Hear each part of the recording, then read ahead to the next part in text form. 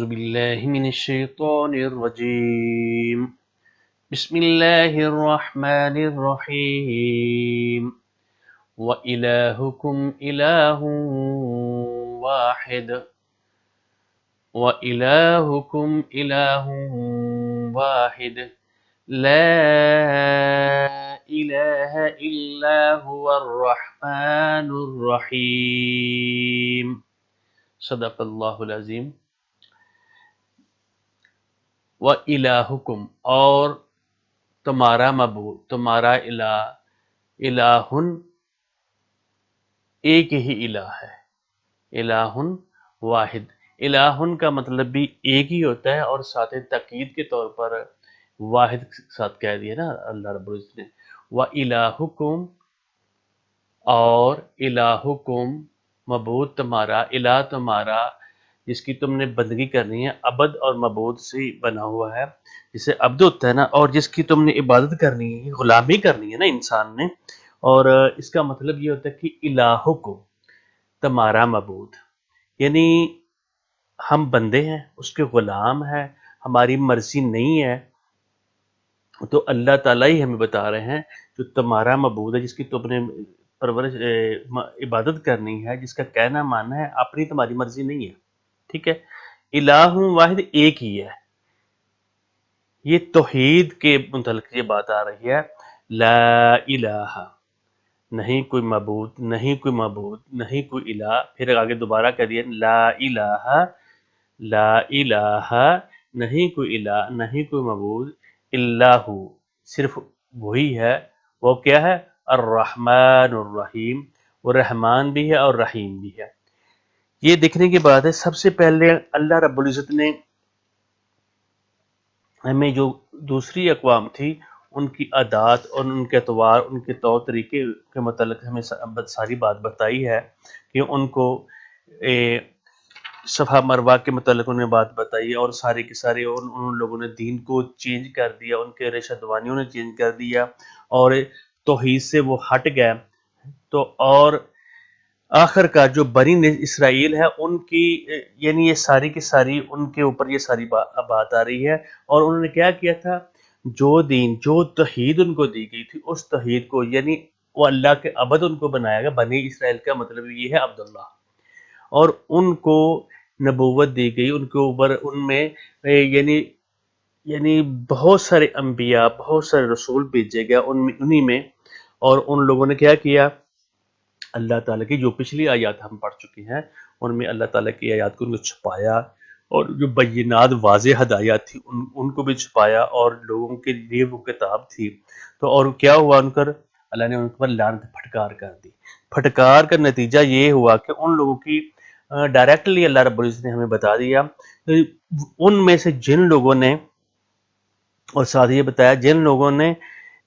وہ اس سے بڑا ظالم کون ہے؟ سب سے بڑا ظالم وہ شخص ہے جس کے پاس اللہ تعالیٰ کی کتاب ہے، شہادت آ جائے، اندہو من ازلم ممن کتم شہادت، اللہ کی بات اس کے سامنے آئے گی، اللہ کی شہادت اس کے سامنے، کیونکہ شاہد اللہ ہر وقت ہے، ہمیں دیکھ رہا ہے، ابھی ہم بات کر رہے ہیں تو اللہ ہمیں دیکھ رہا ہے، سن رہا ہے، اور یہ ہمیں سوچنے والی بات ہے۔ اندہو، اور اس کے یہ بات شہادت بھی آئی، اس کو اس پر سمجھ بھی آ گئی، اور اس نے چھپا لیا۔ فرمایا الا الذین تابوا واصلحوا وبینوا، جن لوگوں نے توبہ کی، پکی توبہ کی، اور اپنی اصلاح کر لی، اور اس پہ وہ ڈٹے رہے،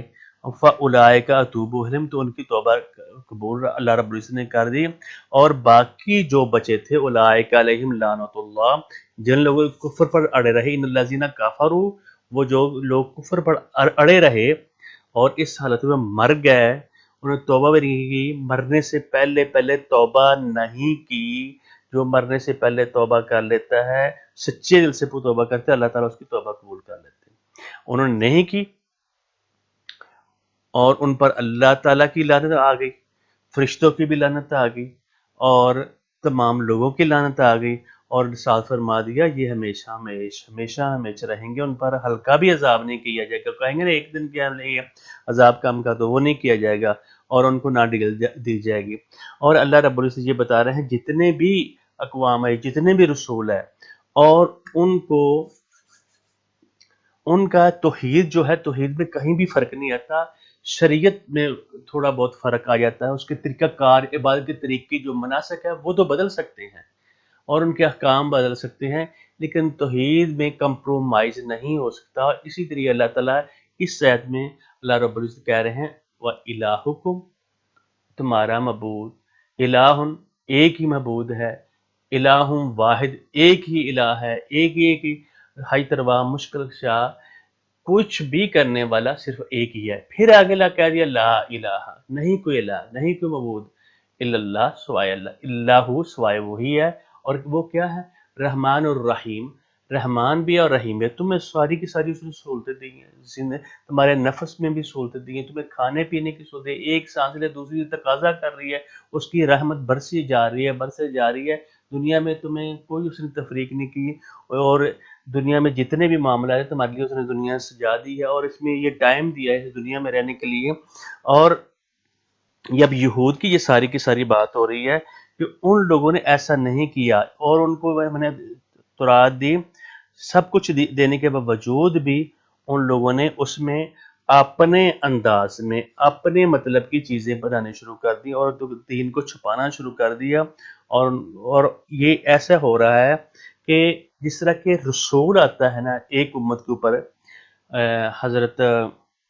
صالح علیہ الصلوۃ والسلام ہے، حضرت نوح علیہ الصلوۃ والسلام ہے، جب رسول یا نبی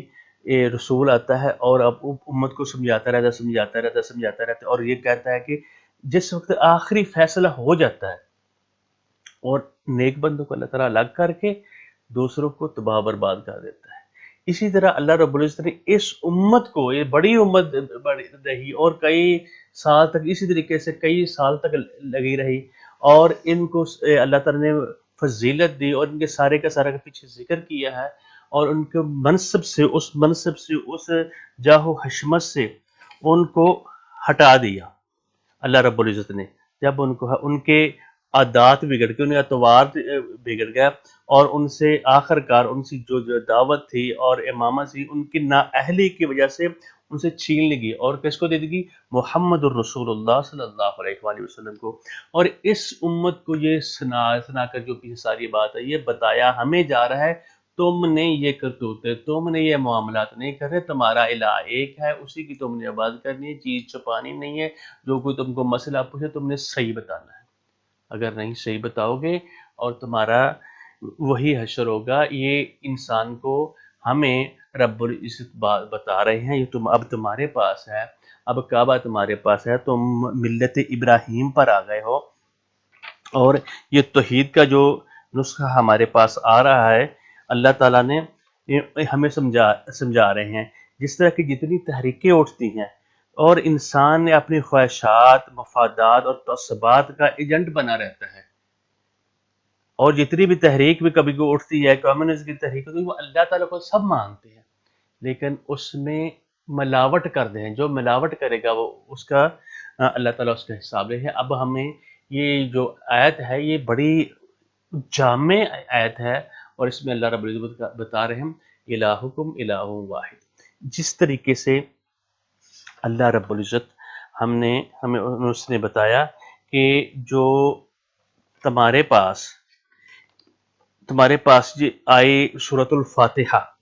یہ بھی اس توحید کی کمپلیٹ ہے، اور اس میں بنی اسرائیل جو آئی، جو بنی اسرائیل جو صورت ہے اس میں بھی توحید بار بار بتا دی ہے اللہ تعالیٰ کے ایک ہے، اور اس کے ساتھ آیت الکرسی، اس کو بھی پڑھیں، اس پر بھی غور کریں، پھر اس کے بعد سورۃ اخلاص، اور آخر میں معوذتین اللہ رب العزت نے ہمیں دے دی، سورۃ الناس، قل اعوذ برب الفلق، قل اعوذ برب الناس، یہ ساری صورتیں رب العالمین نے ان کو سمیٹنے کے لیے، ان کی حفاظت کے لیے، یہ اس سے تم نے باہر نہیں جانا، ہمیں بار بار سمجھایا جا رہا ہے، اگر ہم جائیں گے، اگر ہم اس اللہ رب العزت کی بات نہیں مانیں گے، ایک الہ کو نہیں مانیں گے، دوسرے الہوں سے، دوسروں سے توقعات رکھیں گے، تو پھر حال بہت برا ہوگا، اللہ تعالیٰ معاف کرنے والے نہیں ہیں، یہ شرک ہے۔ اللہ تعالیٰ بھی ہم بتا رہے ہیں وَإِلَٰهُكُمْ إِلَٰهٌ وَاحِدٌ، تمہارا الہ ایک ہی ہے اور کوئی الہ نہیں، لا الہ، نہیں کوئی معبود، نہیں کوئی حیدروا، نہیں کوئی مشکل کشا الا ہو سوائے اس کے الرحمن الرحیم، اور رحمان بھی اور رحیم ہے۔ رحمان اور رحیم کی جو بات جو تھی وہ سورۃ الفاتحہ کی تفسیر میں بڑی اچھی تفصیل کے ساتھ گزر چکی ہے، اور ہمیں غور فکر سے کرنا چاہیے۔ اب ہم اس کے بعد انشاءاللہ الرحمن یہ جو ہے 164 نمبر آیت اس کی تلاوت ہے، اس کے بعد آئندہ سبق میں پڑھیں گے، تو ہم ایک دفعہ پھر اس کی تلاوت کر لیتے ہیں اور اس کو اچھے طریقے سے اس آیت کو یاد کریں، اس کو ذہن میں جس وقت بھی ہم کو کام کریں، یہ آیت اگر ہمارے ذہن میں سوچ میں رہے گی تو ہمیں اللہ تعالیٰ گناہوں سے محفوظ رکھے گا، اور ہم ایک ہی اللہ پر توکل کا احساس وہی ہمارا ہوگا۔ فرمایا وَإِلَٰهُكُمْ إِلَٰهٌ وَاحِدٌ لَا إِلَٰهَ إِلَّا هُوَ الرَّحْمَٰنُ الرَّحِيمُ۔ بارک اللہ لی ولکم ولسائر المسلمین۔ السلام علیکم ورحمۃ اللہ۔